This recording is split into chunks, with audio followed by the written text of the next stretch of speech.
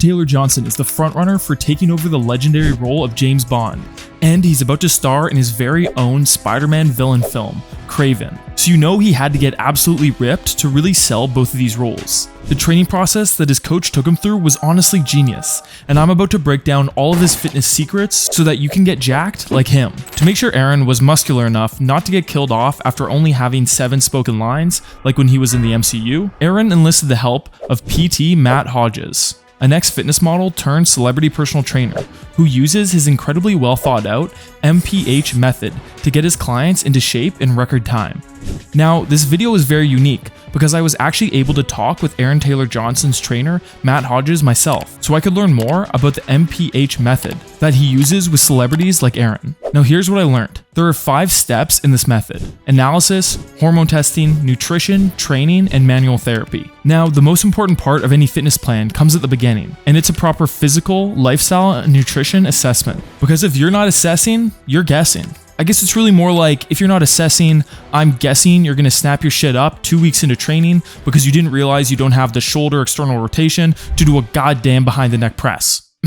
Anyways, assessments come in all shapes and sizes. Some are super simple and can be done by yourself and take only about 15 to 20 minutes to complete. I've gone ahead and linked a really simple one down in the description below for all of you to use at home. And others take days or weeks and come with a full battery of tests performed by a team of professionals. And since Aaron is a giant movie star who might be about to become the face of a billion-dollar franchise, go ahead and guess which type of assessment he went with. Yep, that's right, the expensive one. Aaron's assessment started with a full analysis of his mobility and movement patterns, so his trainer knew exactly what movements would work best for Aaron's body and personal body mechanics. Here's an example of why something like this matters. Let's say Aaron had really long femurs and poor ankle mobility. He may want to avoid barbell back squats while looking for good movement for building his quads, as people with long femurs and poor ankle dorsiflexion or ankle mobility have trouble moving their knees forward over their toes during the squat, making it hard for them to stay upright and leading to a more bent over squat, meaning less quad engagement and much more engagement of the glutes, hamstrings, and lower back. Now, if none of that made any goddamn sense to you, don't worry about it. All you need to understand is that there's no universally perfect form for any given movement. The best technique is always going to differ from person to person depending on how they're built. Short kings might squat like this, and those closer to God might squat like this. Both can be correct. After the movement assessment, it's time for what is the most metal part of the MPH method, the blood work. Hormone levels, vitamin levels, mineral levels, fatty acids, amino acids, lactic acid. Once Aaron's team had these results, they were used to create for Aaron a 100% personalized nutrition and supplementation protocol that would fill any micro and macronutrient deficiencies that existed in his current diet that could compromise his body's ability to perform at an optimal level. Because just like your training and form in the gym, there is no one-size-fits-all approach for diet and supplementation. Your diet should be tailored to what foods work best for you personally, and you shouldn't just listen to some jacked guy on the internet about what supplements you should be taking. You know, your tests, D-ball, it's just basic stuff.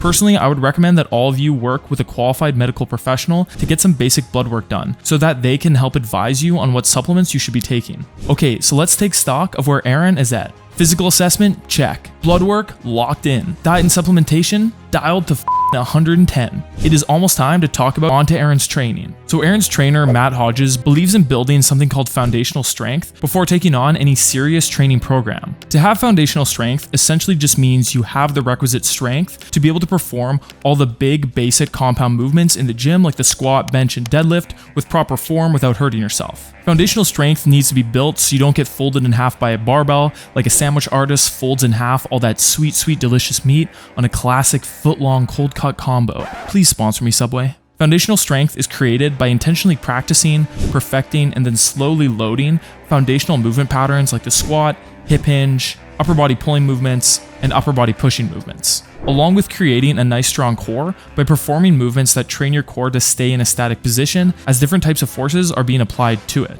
Here's what Aaron's trainer, Matt Hodges, said about foundational strength during our conversation. I have a certain amount of exercises where clients are required to meet a benchmark in. squats, inverted rows, push-ups, etc. Most people are weak and need strength training. Only when they have undergone these foundations can they start overloading the body. Time under tension is key in these weeks. I'm a big fan of accentuated eccentric training. I really love Matt's approach of making sure people have the basics on lock before allowing them to move into more advanced movements and loading protocols. Now, many people completely skip this step of building foundational strength, and on day one in the gym, they go balls deep in the squat rack like their name is Hafthor Bjornsson, thinking that going hard as hell right off the bat is going to get them a one-way ticket to Gainestown, where in reality, this kind of reckless behavior will put them on the short bus to Snap City. By taking just a couple months to build true foundational strength before diving headfirst into intense full body resistance training, you'll be setting yourself up to be able to handle more weight and more training volume down the road,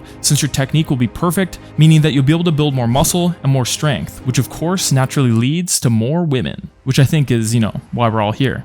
And of course, all without getting injured along the way, which is a big plus. Since building foundational strength is a somewhat complicated topic, I can't cover it all here in this video, but if you want to see me do a full video on how to build foundational strength in the future, go ahead and comment foundations down below and leave this video a like so that I know you guys want it. Now, Aaron had already built a really solid foundation from his years of kicking ass and being a bullet sponge. So he was able to jump straight into an intense 16-week program that his trainer Matt had created for him. So why exactly 16 weeks? Well, according to Aaron's trainer Matt, that's the minimum amount of time you're going to have to invest to put on a decent amount of size. Now, does that mean that after 16 weeks of dedicated resistance training and proper dieting, you're going to go from this to this? No, definitely not. It's like Matt says, building muscle takes a shitload of time. But with that being said, 16 weeks will definitely be enough for most people to noticeably improve their physiques. And that's exactly what Aaron was looking to do. He just needed to enhance certain parts of his body and tighten up his physique overall for his role as the ripped Kraven,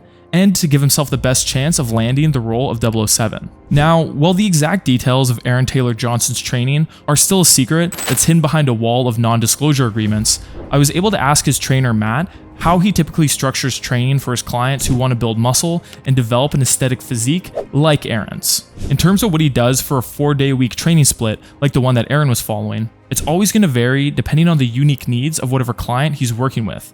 But generally, he likes to use a 4-day-week full-body training split with 2 full-body strength days and 2 full-body hypertrophy, aka muscle-building days. Now, if you're wondering exactly what this type of workout program would look like, I'll be sharing a full free program based off this split at the end of the video. Now, Matt always likes to start off each workout with a big barbell-based compound movement, like a squat, deadlift, bench press, or barbell row, before moving on to supplementary movements like farmer's carries, kettlebell swings, pull-ups, etc. to finish the workout. The sets, reps, and load of these exercises will vary depending on the goal of that day's workout. If they're training for strength, then the reps will be on the lower end, think 1 to 6, but the load, aka weight lifted, will be high. And if they're training for muscle growth, then they will lift more moderate loads in the 6 to 30 rep range while pushing each set close to failure. And of course, to see progress in the gym, you need to apply progressive overload, meaning that you need to make your workouts harder over time. One of Matt's main ways of doing this is by working off of his clients' 1-rep maxes. Here's a quote from our conversation. In terms of the progressive overload, I generally work out their 1-rep max and then work backwards. I add 2.5 kilograms to all their compound lifts per week. So if they were on a 10-week phase, then I'd reduce their 1-rep max by 25 kilograms and then start the program from there. By the time they reach the 10-week end, their 1-rep max will be much higher. But increasing the weight on the bar is far from the only way of applying progressive overload. Like I said earlier, Matt is a huge fan of time under tension and slow eccentrics, both to improve his client's ability to perform a specific movement pattern, but also to increase the difficulty of an exercise. One example is that maybe early on in a training program, they might be doing a regular back squat, but then they would shift over to a pause back squat later in the program to ramp up the challenge of this movement without necessarily having to increase the weight lifted. Now, I actually have a one-on-one interview lined up with Aaron's trainer, Matt. So please leave any questions that you want me to ask him down in the comments, and I'll pick a few of them to ask during the interview. And also make sure to go check out his new book, Behind Gym Doors. It's all about Matt's experience over the years as one of London's most exclusive celebrity trainers. And this book has some pretty insane stories about his time in the industry. I'll leave a link down below, but you guys should definitely go check it out. And as promised, I've also gone ahead and created a full free workout program based on Aaron Tayler Johnson's style of training for Kraven and James Bond. You can find it down below in the description of this video. But keep in mind that it's a pretty advanced routine, so if you're newer to training or you want to work out from home and don't have any equipment, then go check out my 17-week at-home superhero body training plan first and then move on from there. Link can also be found down below. Okay, now go check out my video on Ben Affleck's genius level training for Batman vs Superman, and I'll see you guys there.